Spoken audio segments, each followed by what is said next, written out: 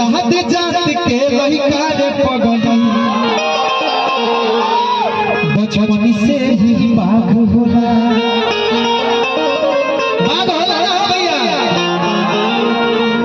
बाघे खान दहाड़े के बाद ठीक बा। और ये जो लाइन बा सुने के बाद लाइन से आप सबके हम बार बार बुलाओ तनी भैया एक बार जाइए तो यार कोई हो तो एक बार बोल दीजिए ना भैया।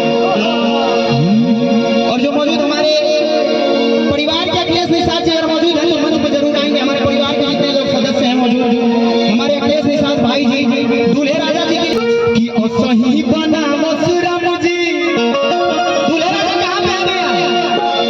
दूल्हे राजा एक बार मंच में मैं चाहूंगा कि एक बार मंच में आ जाइए। अब इस भाई के प्यार में इस भाई की मोहब्बत में दूल्हे राजा की असही बना मसुरम जी खुशियां के दिन अरे बचौनी सलामत रे दुल्हा दुल्हन के घर के केहू मौजूद बा घर के सदस्य केहू मौजूद बा ऐसे कैसे होई?